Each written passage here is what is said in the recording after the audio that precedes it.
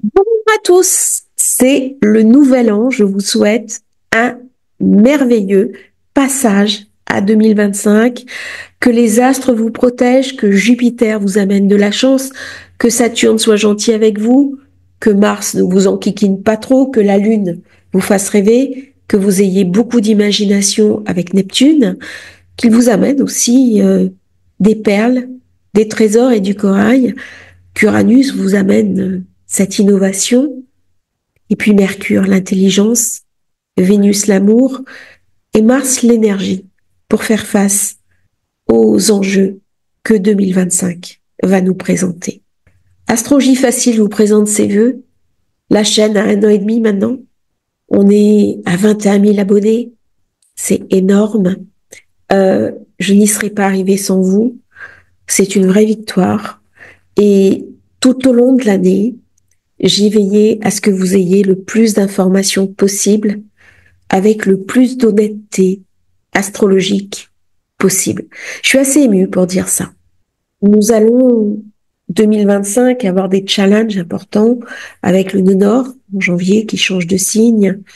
Heureusement, Vénus est de la partie, elle va nous aider à avaler un petit peu la pilule.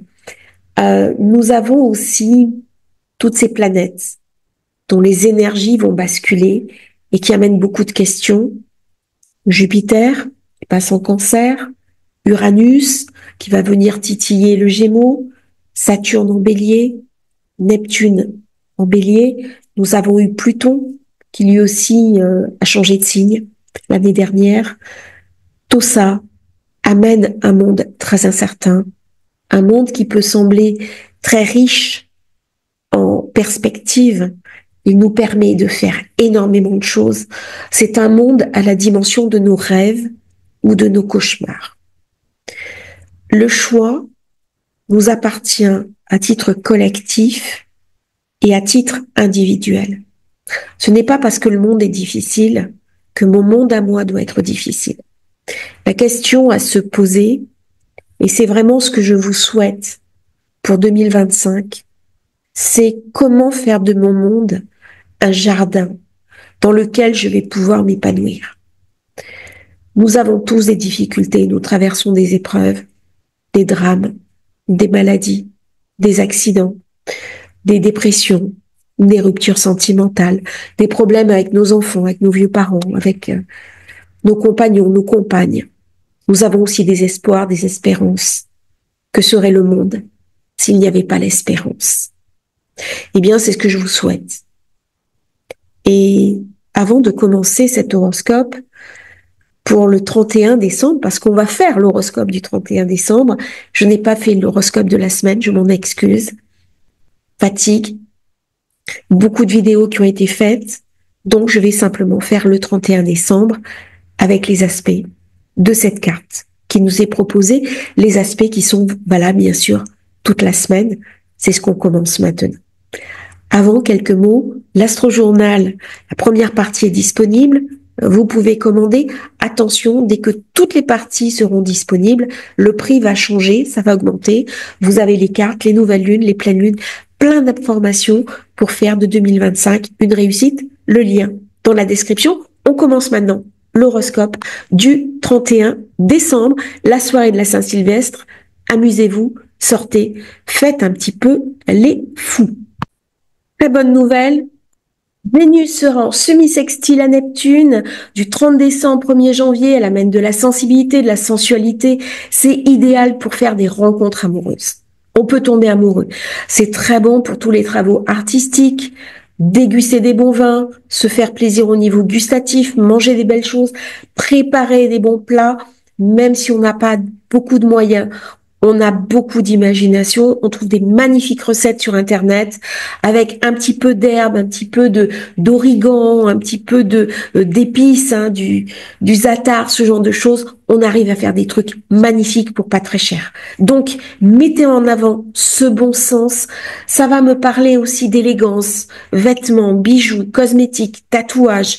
On a envie d'être beau, d'être belle, d'être coquet, coquette, de se faire plaisir, de briller de mille feux durant cette période. Ça, c'est magnifique. J'aime beaucoup, c'est très agréable. Le Soleil sera quinconce à Jupiter jusqu'au 4 janvier. Ça va me donner envie de devenir riche, puissant, célèbre. Allez, soyons honnêtes, simplement heureux. C'est un très bel aspect. Il va amener de l'imagination. Il va me permettre d'anticiper un avenir meilleur. Par contre, attention, parce que du coup, je peux me sentir dans de la frustration. Il peut m'amener aussi une forme de crise. Et oui, je n'ai pas ce que je veux. Et là, je me fais rattraper. Comment créer un monde à ma mesure? Vénus rentre bientôt dans le Poisson et elle va m'amener de la douceur. On va ressentir très rapidement quelque chose de doux, quelque chose de tendre, quelque chose de chaleureux dans cette soirée de la Saint-Sylvestre. Par contre, malheureusement, un aspect qui nous a bien pourri la vie et qui va continuer à nous enquiquiner, c'est Mars, opposé à Pluton jusqu'au 8 janvier. C'est une influence qui est dure. Il amène bien sûr au niveau érotique de la passion, de l'envie de la découverte. Mais alors par contre, ça amène beaucoup de colère, beaucoup de ressentiment. On voit bien comment les personnes sont à fleur de peau et il va falloir faire de gros efforts pour remporter une victoire parce qu'on est dans la compétition. On est aussi dans le chacun pour soi. Il y a des pulsions agressives, dominatrices. Il peut y avoir de l'intimidation, de la cruauté. Il y a une résistance. Il y a quelque chose de coercitif et ça peut amener malheureusement beaucoup de violence en cette soirée du 31. Alors, on a l'habitude des voitures qui brûlent, on a l'habitude aussi des gens qui viennent gâcher la fête des autres et qui viennent gâcher les beaux instants. Et malheureusement, avec une tension de ce type, vous avez vu dans cette carte, il y a quand même pas mal de rouge. C'est un petit peu tendu. Nous serons juste après la nouvelle lune du Capricorne, avec un Mars qui sera toujours rétro dans le Lion. Il est irascible, il est colérique, il est un petit peu frustré. On voit bien comment entre personnes, ça risque d'être difficile. Cette lune qui se situe entre le Soleil et Pluton, il y a quelque chose qui est un petit peu difficile. Il y a forcément quelque chose au fond de moi qui est très heureux d'aller dans 2025, mais qui sait très bien, en souhaitant les vœux, qu'il va y avoir des challenges que je vais devoir affronter.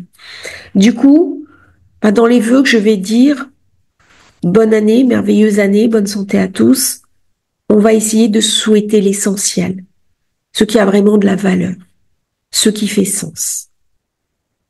On est sur un renouveau. On est sur quelque chose là qui arrive avec un Mercure, un conce à Uranus, qui rend l'esprit extrêmement actif, beaucoup d'idées nouvelles, différentes. C'est très bien pour faire le point, pour essayer de voir ce qui n'a pas marché en 2024 et comment je peux faire en 2025 pour passer le cap dans de bonnes conditions. Par contre, ça peut me ramener de l'anxiété. J'ai beaucoup de courses à faire. Je n'arrive pas à tout faire. Eh ben, on va faire des listes. On va développer de l'autodiscipline. On va essayer de se concentrer, de réfléchir correctement. Par contre, on peut essayer de trouver des idées originales et même de se connecter sur son intuition pour trouver des réponses. Vénus sera également quinconce à Mars jusqu'au 4 janvier. Elle va amener passion, charisme, désir, plaisir. Là, je peux tomber in love, faire une belle rencontre. Mais par contre, il peut y avoir des problèmes relationnels. Il peut y avoir un déséquilibre entre des sentiments d'amour et en même temps de la colère, du ressentiment. Une forme d'agressivité passive. Ou alors j'ai peur d'un conflit et du coup j'accepte tout et n'importe quoi. Là, dans cette période, il faudra prendre sur soi pour affronter les problèmes, parce que la situation peut devenir incontrôlable. Durant ce moment, l'amour de soi sera très important. Mais ne vous inquiétez pas. Les jours suivants, Vénus sera semi-sextile à Pluton jusqu'au 5 janvier. Elle va rendre la compagnie de quelqu'un très spécial. Il est possible qu'on fasse une rencontre importante, La vie privée est importante. On a besoin de se protéger, de se renfermer. On a besoin de son cocon. Il y a des choses profondes, des romances profondes qui commencent. Si vous commencez une relation avec ce genre de configuration, il est possible que cette relation dure dans le temps. Nous aurons aussi, au tout début, le sextile Soleil-Saturne, qui amène de la patience, de la persévérance, une solide éthique de travail pour atteindre vos objectifs. On va être déterminé, on va prendre des bonnes décisions, on va chercher des résultats concrets. C'est le moment pour boucler des tâches difficiles. C'est le moment aussi pour montrer ses qualités de leader, pour donner des instructions aux autres. Il est possible aussi que les jeunes aillent chercher la sagesse des anciens. Alors on regarde ce passage maintenant, on l'a fait un petit peu à l'emporte-pièce, on a fait les aspects, on va regarder maintenant plus précisément la carte du 31. On sera ascendant Vierge, c'est pas le plus festif. La Vierge, elle est au contraire dans le contrôle, dans la mesure, on voit bien comment on va tous être invités un petit peu à économiser, ne pas exagérer. On a Mercure qui est pas très bien aspecté en zone 3. Il peut m'amener des petits problèmes d'internet, surcharge des réseaux, les mails qui passent pas. Jupiter en 9 avec Uranus, ça vient me parler bien sûr de voyage, de tension aussi dans les aéroports. On a vu malheureusement qu'il y a eu des problèmes dans l'aérien. J'en avais parlé dans la vidéo de l'année. Mais là, le carré avec Saturne, à mon avis, début janvier, il va jouer à plein. L'opposition à Mercure, eh ben là, c'est quand même un petit peu tendu. Heureusement, j'ai un quinconce au soleil qui vient un petit peu récupérer les choses. C'est pas un Jupiter très chanceux. Il va falloir attendre qu'il passe dans le Cancer pour amener vraiment de la chance. Alors, j'ai une personne qui m'a dit, oui, mais Jupiter dans le Gémeaux, il est en chute. Mais n'empêche que, même en chute, Jupiter amène toujours de la chance quand il vient toucher le soleil d'une personne ou la lune d'une personne. On n'a pas toujours conscience de la chance, par contre, si ça reçoit des mauvais aspects, mais dans le temps, on s'aperçoit que ça a ramené des opportunités. C'est quand même le grand protecteur. Et là, c'est la planète la plus élevée. Donc, j'ai pas l'impression que j'ai de la chance, mais en fait, on s'apercevra un petit peu plus tard que la situation était quand même enviable. Alors, j'ai un milieu du ciel dans le Gémeaux. On va beaucoup parler de réseau, de communication, bien sûr, de tout ce qui est digital, qui risque de, j'allais dire, nous pourrir la vie.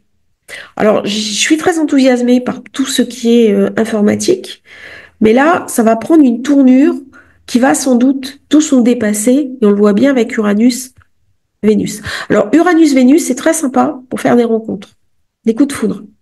Par contre, si je regarde bien, Vénus est en 5. Regardez, en Verseau. Donc là, ça va être une très belle soirée pour tomber amoureux, pour faire des rencontres, pour mettre en place des choses. Bon, elle n'est pas très bien aspectée avec Uranus. C'est possible aussi de rencontres sans lendemain. Par contre, j'ai le Nord qui est en 7. Ça sera on-off. Ou ça sera des rencontres très fugaces, quelques heures, ou alors c'est un ami pour la vie. Alors, ce qui est intéressant, c'est la zone 4. Les gens vont rester en famille, entre amis, à se coucouner, à se protéger. Il y a quelque chose de très intériorisé dans cette carte.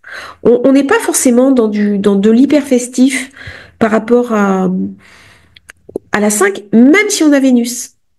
Voyez? Mais on voit bien le comportement explosif, les tendances Pluton Mars, qui génèrent quand même une certaine crainte, comme si on avait peur de sortir. Neptune très fort, hein, ici, là, mais bien aspecté. Par contre, on a besoin d'être chez soi. On a besoin de se protéger. On va se renfermer. Il y a quelque chose de très intériorisé dans ce 31, dans cette nouvelle année. Ça va être une soirée particulière. Une soirée particulière parce que je pense qu'il y a des événements soudains qui vont arriver par Uranus, Vénus.